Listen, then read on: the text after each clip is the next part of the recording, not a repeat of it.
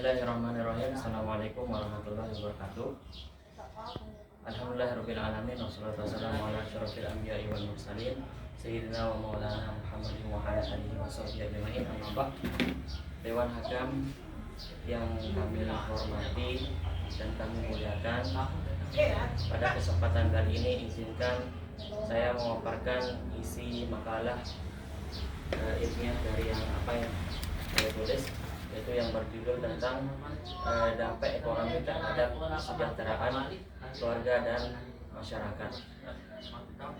Di Indonesia merupakan negara yang penuh dengan perbedaan, baik dari ras, suku, budaya maupun penghasilan yang didapatkan. Penghasilan di Indonesia memiliki berbagai macam relatif, ada yang tinggi, ada yang rendah. Itu merupakan suatu perbedaan yang ada di negara kita. Sebagai negara yang berkembang pesat zaman sekarang ini, negara Indonesia juga berkembang pesat dengan teknologinya. Semakin pesat teknologi yang ada di Indonesia, maka peluang untuk berpenghasilan juga semakin banyak. Selain dari dampak teknologi tersebut, dampak negatif dari sebuah penghasilan atau ekonomi juga sangat berdampak negatif bagi lingkungan kehidupan keluarga dan masyarakat, terutama kehidupan keluarga. Kalau kita melihat dari sisi negatif kehidupan keluarga, terutama di Lombok Tengah pada saat ini banyak terjadi perceraian yang terjadi di Lombok Tengah. Bahkan yang terjadi itu dari datanya sampai 10 orang per hari itu yang terjadi di kawasan Lombok Tengah. Apalagi di negara kita di Indonesia, perceraian itu sangat tinggi, bahkan lebih dari 156.000 kasus perceraian yang ada di Indonesia. Faktor yang mempengaruhi faktor perceraian tersebut adalah antara lain, yaitu faktor kedua, yaitu ekonomi. Ekonomi sangat berperan penting dalam kehidupan keluarga, sehingga dari sini pemakalah memaparkan isi makalahnya, yaitu dampak ekonomi terhadap kesejahteraan keluarga dan masyarakat.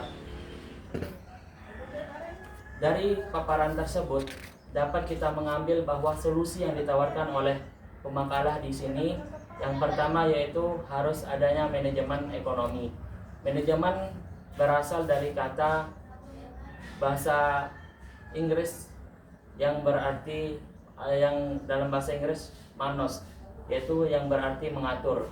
Begitu juga di dalam bahasa Arab, manajemen berasal dari kata idaroh.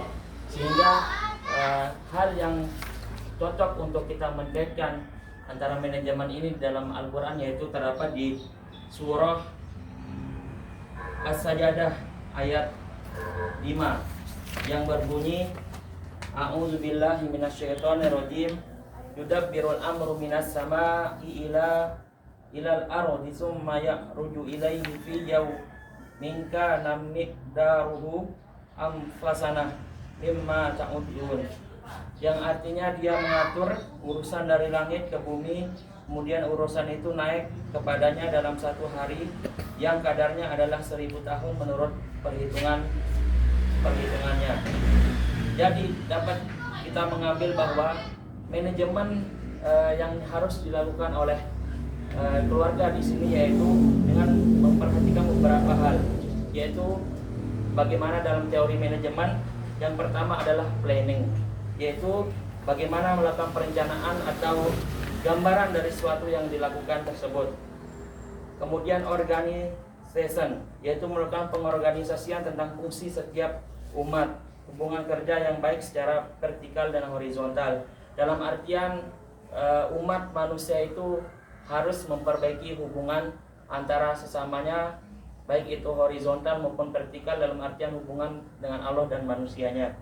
Kemudian yang ketiga adalah condition, yaitu melakukan pengaturan sebagai upaya untuk mencapai hasil yang baik dengan seimbang. Yang keempat controlling, yaitu melakukan pengamatan dan penelitian terhadap jalannya planning atau penggambaran yang akan dilakukan tersebut.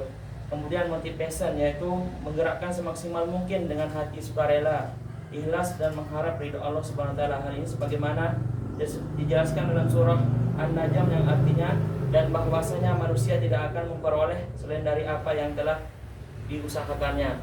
Jadi apa yang telah diusahakan oleh manusia itu yang akan mereka peroleh oleh dirinya sendiri. Kemudian hal yang kedua, untuk mengatasi dampak negatif dari ekonomi tersebut terhadap keluarga adalah dengan menciptakan ketahanan ekonomi umat Islam, yaitu dengan bekerja yang sungguh-sungguh. Sebagaimana dalam firman Allah Subhanahu wa taala, A'udzubillahi minasyaitonirrajim, wa qul i'malu fasayarallahu amalakum wa rasuluhu wal mu'minun wa sanaturaduna ila alimil ghaibi wasyahadati fayunabbi'ukum bima kuntum ta'malun. Yang artinya bahwa dan katakanlah bekerjalah kamu, maka Allah akan melihat pekerjaanmu. Begitu juga Rasulnya dan orang-orang mukmin, dan kamu akan dikembalikan kepada Allah yang mengetahui yang gaib dan yang nyata. Lalu diberitakannya kepada kamu apa yang telah kamu kerjakan. Quran Surah At-Taubah ayat 105. Lagi 3 menit. Kerja keras merupakan salah satu hal utama yang harus dilakukan oleh setiap individu, terutama dalam lingkungan dan keluarga. Karena kerja keras akan menghasilkan penghasilan yang lebih banyak daripada kita menjadi pengangguran atau tidak bekerja. Bekerja keras memiliki peran yang sangat penting untuk mencukupi ekonomi kita. Sebagaimana dalam firman Allah yang tadi dijelaskan bahwa jika kita bekerja keras maka Allah akan melihat pekerjaan kita, yaitu bagaimana ketekunan kita dalam bekerja, pasti kita akan mendapatkannya apa yang kita kerjakan. Tidak mungkin akan melenceng dari apa yang telah kita kerjakan tersebut.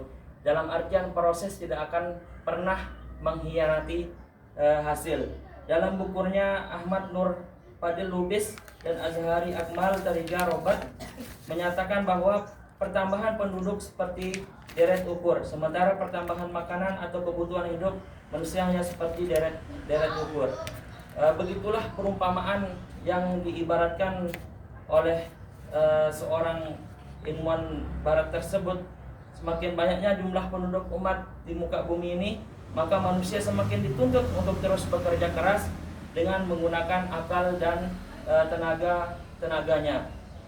Kemudian dalam pandangan Yusuf Al-Qaradawi, kerja adalah segala usaha maksimal yang dilakukan manusia, baik melalui gerak tubuh ataupun akal untuk menambah kekayaan. Jadi bekerja itu bukan hanya yang dimaksud di sini adalah kerja dalam artian gerak tubuh saja yang bergerak, tapi lebih kepada akal manusia juga, bahwa kita diciptakan akal untuk berpikir bagaimana caranya kita supaya bisa mendapatkan pekerjaan, supaya kita lebih bagus dalam memperbaiki hubungan kita sama Allah. Itulah, dan manusia terutama, itulah pentingnya dari akal yang diberikan oleh Allah Subhanahu wa taala kepada semua makhluknya di muka bumi. Bukan hanya bergerak saja, akan tapi harus bekerja dengan menggunakan akal pikiran yang ada.